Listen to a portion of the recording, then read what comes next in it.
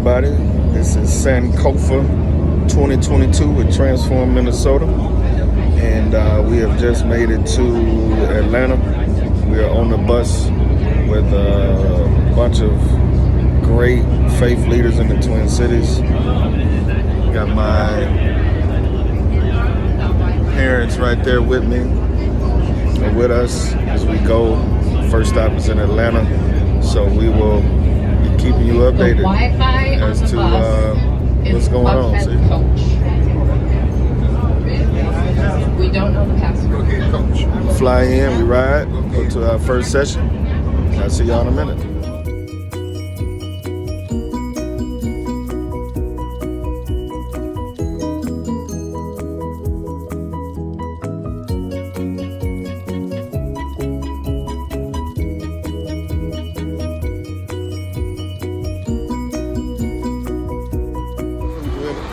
All right, first stop, other way.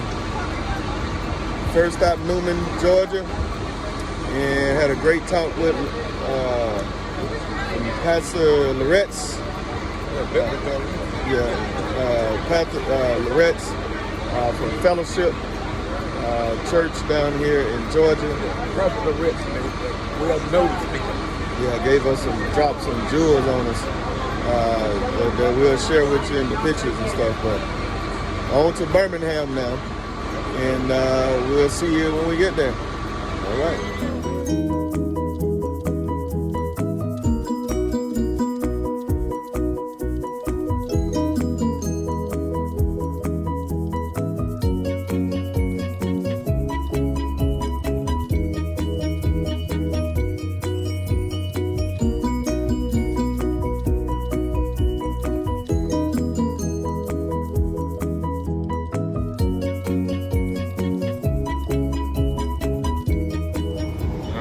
Timeline of the Freedom Riders. You can slow it down at any moment if you want to read it. At least want to capture all this goodness here. You can pause the video, whatever you like to do. I'll go around my brothers here.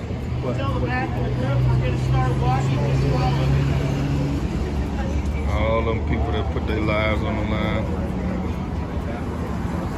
so we can be here today, coming and talking about it, reflecting on it, and get better from it, man. You know, there's a lot of people that really is in the thick of things. Trying to slow down a little bit. Thick of things that pave the way. Some known, some unknown, some known very well, some not known well at all. We thank them for it.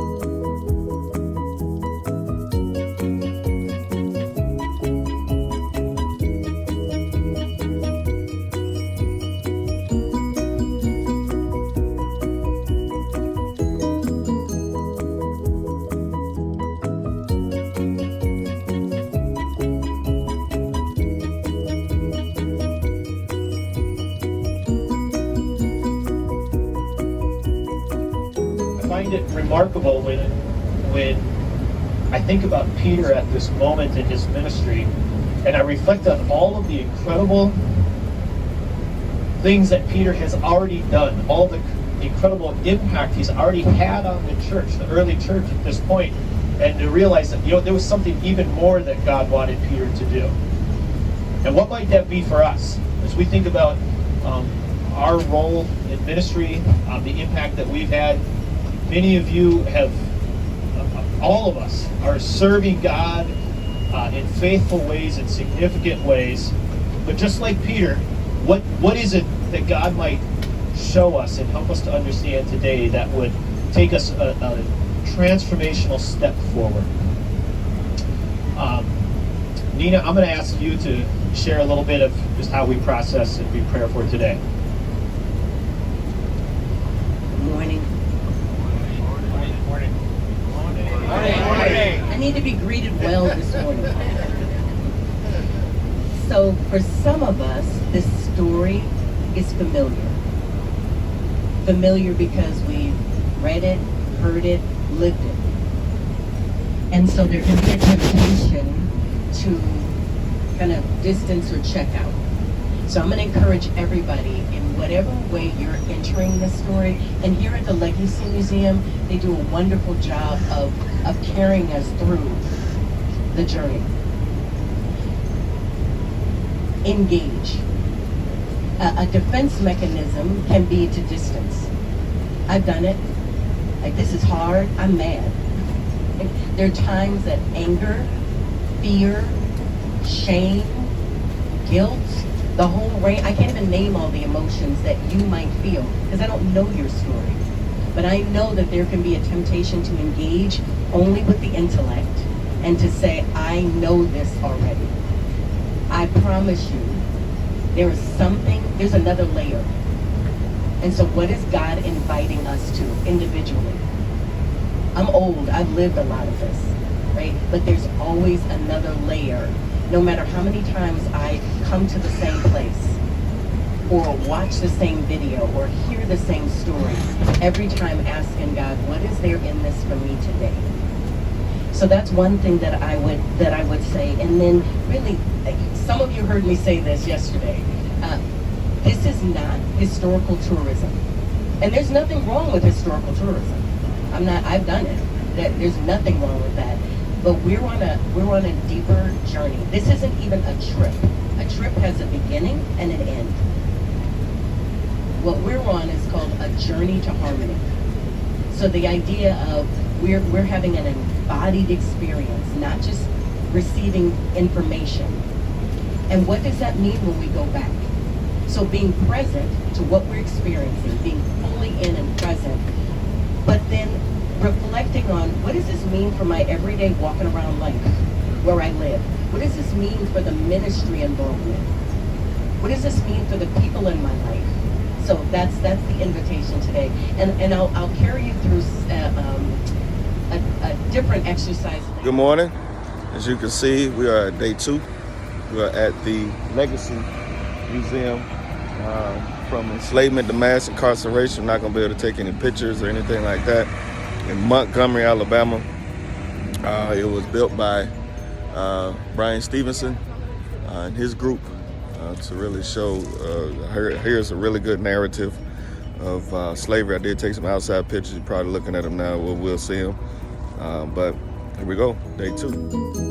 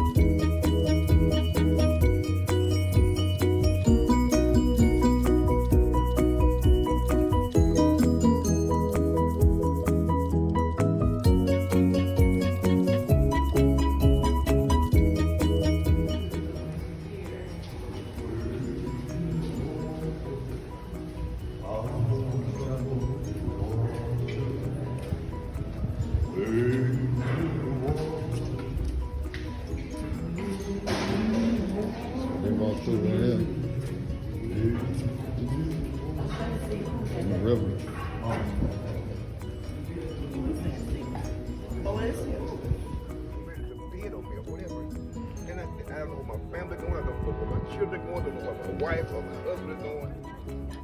But these are real people. It's very much real. These are real people. Not just something you see on a movie or read about it. These are real. That's it.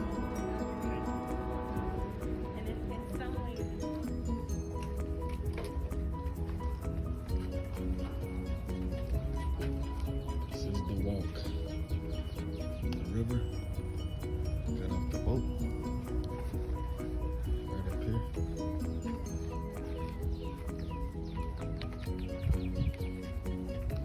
Chains, shackled. Not sure what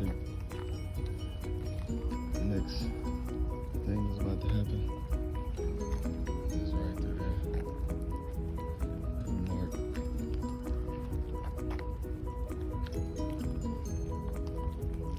Prepare to be sold. Montgomery was one of the largest, or the largest ports to domestic slave trade, which was after transatlantic. Learned that on this trip.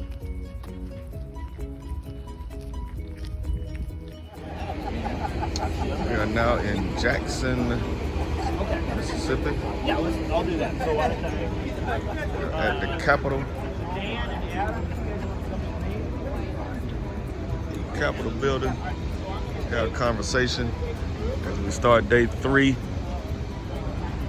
And yeah, it's been a great trip so far. Man, it's great relationship, great connection, great learning and understanding of each other. And looking forward to day 3. All right, so as you can see behind me, man, this is great. I'm so proud of Mississippi. This is the Mississippi History and Civil Rights Museums. A lot of pictures I took. Didn't get a chance to get through everything. I'll tell you one thing, powerful. A lot of things about my home state that I didn't know. A lot of people whose name we don't talk about in history that had a big impact on where we are today. So awesome, Mississippi. This is great. This is great. And what I really enjoyed was seeing high school students touring through, black students, white students working together, talking about discrimination, talking about all these things, and just learning from each other, building relationship. That is, I think, the biggest impact. You know, you learn, but it's bringing us together, having these conversations. So kudos to Mississippi, as you can see. Bam. On to the next stop.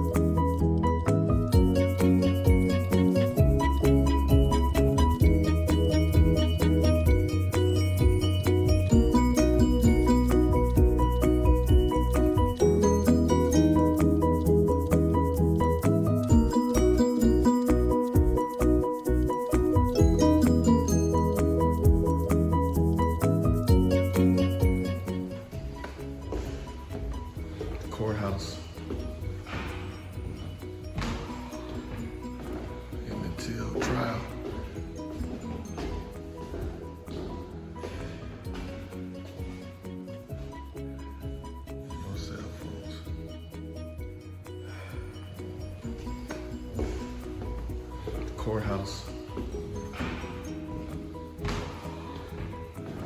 Emmett Till trial.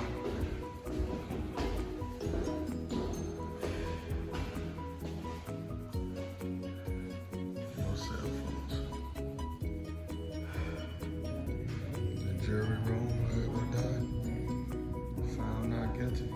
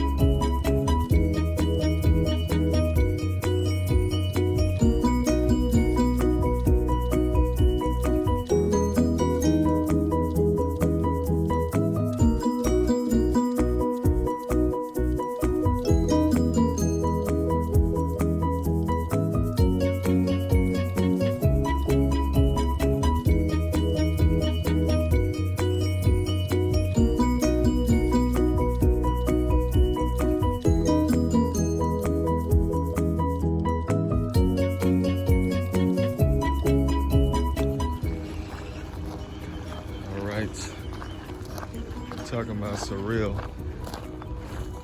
This is the plantation that Emmett Till was brought to. He was brutally beaten and murdered. We just rode about, I don't know, 20 minutes, 30 minutes from the Sumner Courthouse. Just taking that ride was just surreal. Just imagine what was on his mind at the time.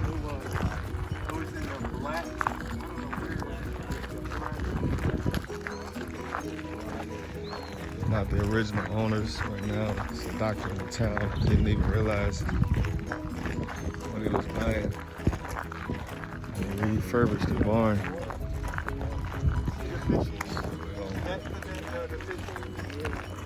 Stop here and pay our respect. It's the first time that's ever been done on this particular journey, this trip. It's definitely an honor and a privilege.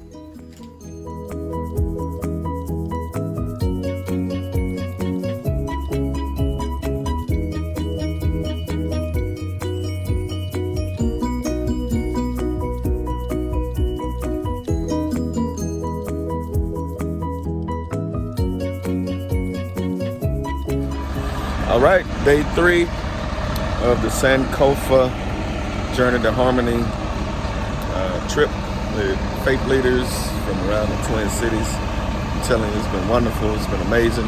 Now, our final stop, we're in Memphis at the National Civil Rights Museum and at the Lorraine Hotel. Just watched the video on the way over here, first-hand account of Dr. King's assassination, and now we get to go in and really experience it ourselves. So looking forward to what God is going to reveal to us during this time, and Looking forward to some great memories and great reflection, great motivation, inspiration, remembrance, and glad you're on the journey with me. Thank you.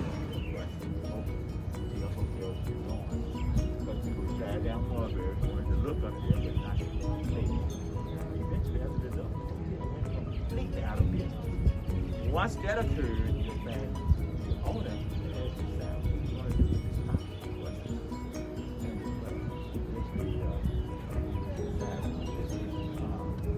after the city and the county wanted to tear it down.